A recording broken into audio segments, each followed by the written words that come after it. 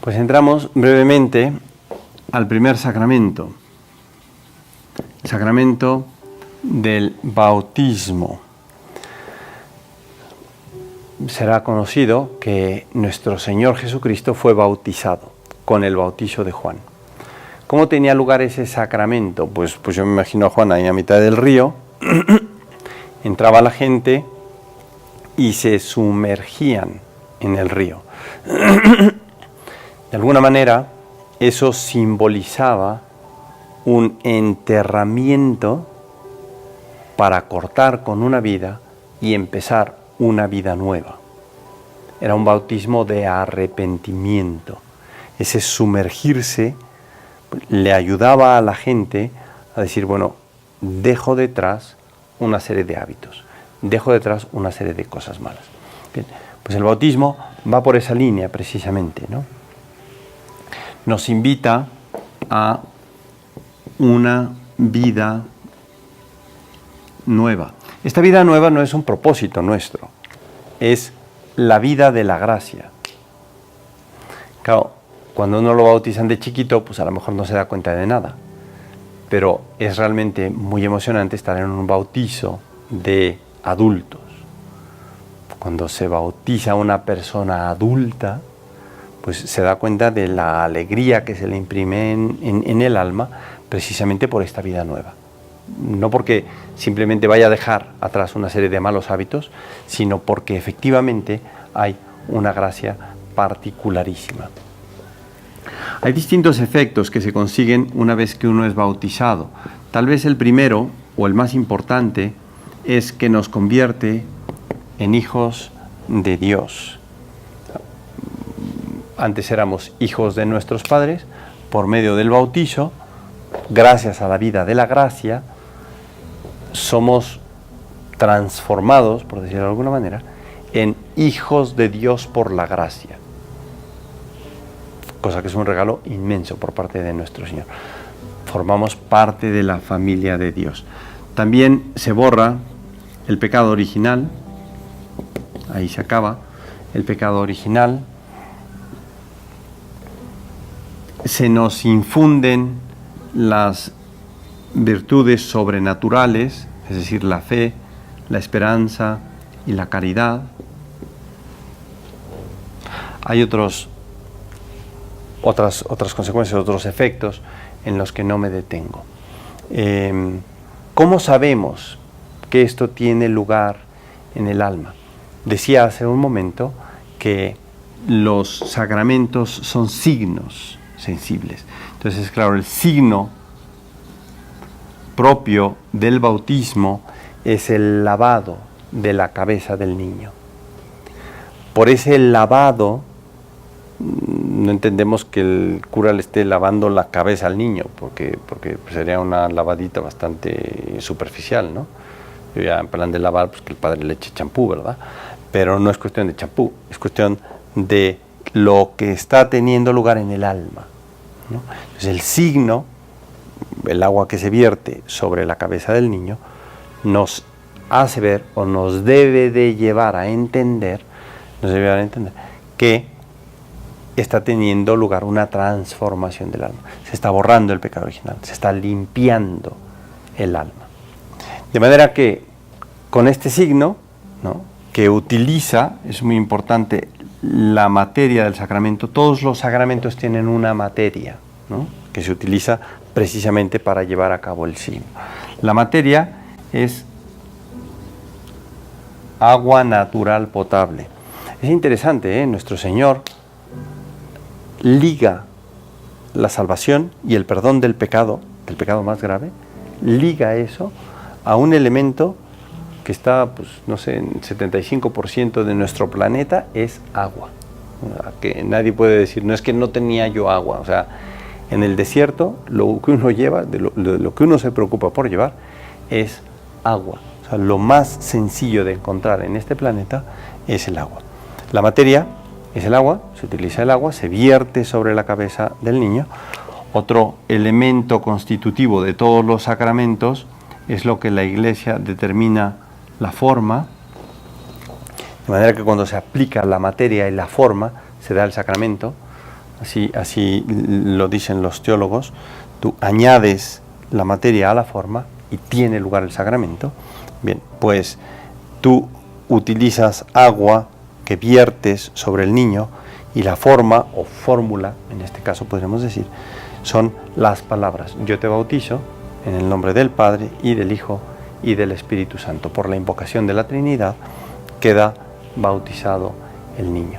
En cuanto uno lleva a cabo esa acción, vierte el agua, dice aquellas palabras y le lava, digamos, la cabeza al niño, en ese momento se opera un milagro inmenso, y es que la gracia entra en ese niño. O, por decirlo de alguna manera, la identificación con Cristo tiene lugar. La celebración, decíamos, del misterio cristiano, por el bautismo nos identificamos con Cristo.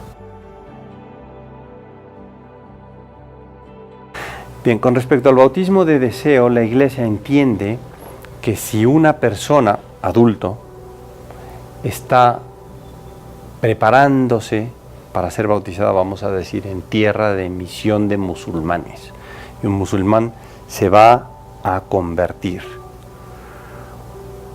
pero pues resulta que tiene que pasar por un proceso de aprendizaje del catecismo. Si en ese proceso de aprendizaje del catecismo se da una persecución de musulmanes y lo matan, esa persona tenía el deseo de bautizarse. Entonces, la Iglesia entiende que ese deseo de bautizo, nuestro Señor lo convierte por las gracias propias. No sé si eso queda más o menos claro, tal vez la terminología tendría que ser más precisa, pero el hecho es que si uno desea bautizarse y de camino al bautizo una persona muere, la Iglesia entiende que ese deseo de ser bautizado se conmuta por las gracias que nuestro Señor daría en el momento del bautizo.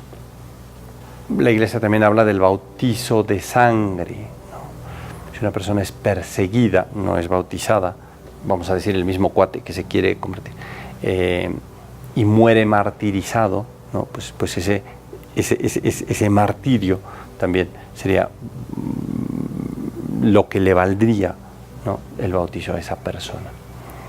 En un caso es que muere y en otro caso es que hay persecución. Si muere espontáneamente, pues estaba preparándose para el bautizo. Si hay persecución, pues cuanto y más, ¿no? Eso es lo que se llamaría bautizo de sangre. Es un tema difícil. Es un tema difícil. ¿Por qué? Pues porque nosotros entendemos que el bautizo nos trae la vida nueva. Entonces, voy a borrar y explico.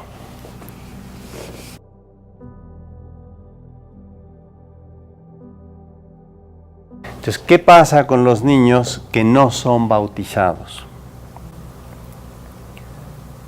Voy a decir qué entendía la Iglesia antes y qué entiende la Iglesia ahora, porque la teología va progresando, y qué entiende la teología ahora, un poco también para no dejar una laguna. Si una persona se bautiza, recibe esta vida nueva. Si una persona no se bautiza, la Iglesia no sabe por dónde puede llegarle la gracia. Aquí el punto es la gracia que me confiere el sacramento. Y entendemos que la puerta de la gracia es el bautismo. De manera que si uno no entra por esta puerta, no recibe la gracia. Al menos eso entendemos. ¿Qué pasó hace algunos años?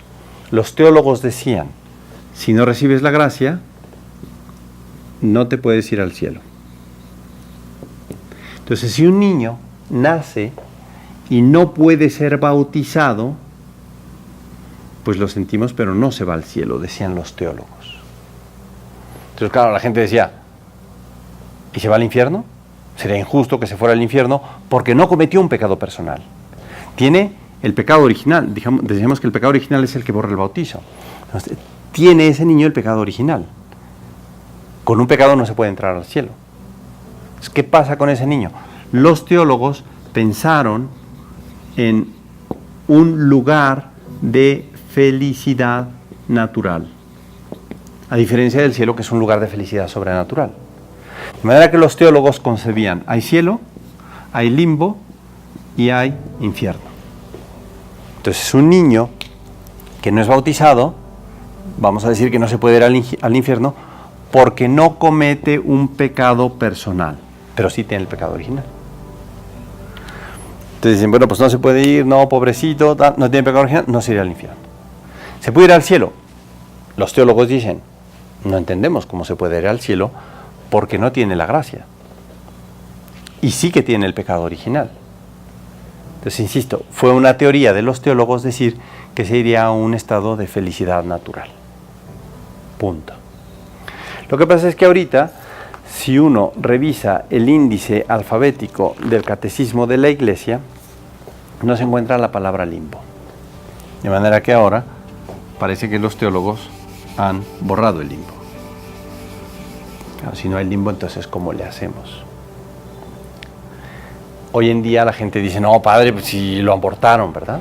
¿A poco no se va a ir al cielo? O se murió al nacer, ¿a poco no se va a ir al cielo? Bueno, es que yo no puedo, digamos, determinar que se vaya al cielo. Eso le corresponde a Dios, nuestro Señor. Dios es el que da la gracia. Claro, si aquí al que hay que traer en causa es a Dios, entendemos que Dios es infinitamente misericordioso, ¿no? Y entonces, tanto a la persona de a pie como al teólogo, le resulta un poco aberrante decir que Dios, siendo misericordioso, no lleve a un bebé sin el bautismo al cielo. Entonces, ¿qué pasa? Los teólogos han dicho que una cosa es el camino que conocemos para que nos llegue la gracia, y otra cosa es un camino que Dios puede tener para dar la gracia independientemente del sacramento.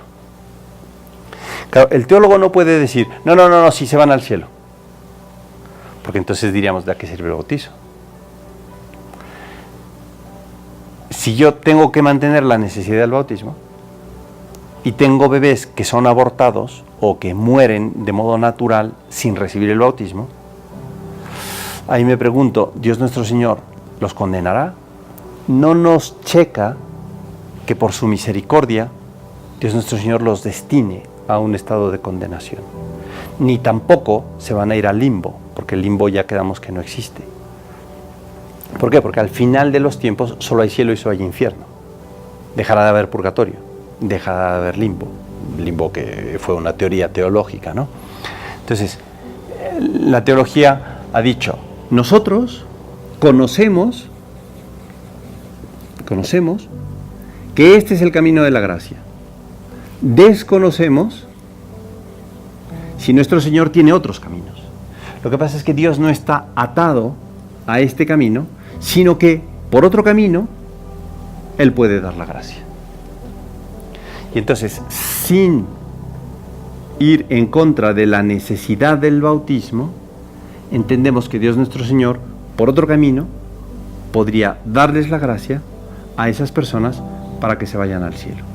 Más o menos así fue como lo dijo el Papa Juan Pablo II en una encíclica, en la que decía, solo podemos confiar a la misericordia de Dios esas almas. Y entendemos que por su misericordia, pues se apiadará de ellos y los salvará. Pero insisto, no podemos decir, no, si se van al cielo, y sí, no, cualquiera se puede ir al cielo así, porque acabaríamos con toda la liturgia de la Iglesia, con los sacramentos. Si acabamos con el bautismo, acabamos con todos los demás, ¿no? Pues me parece que eso es todo. Muchísimas gracias.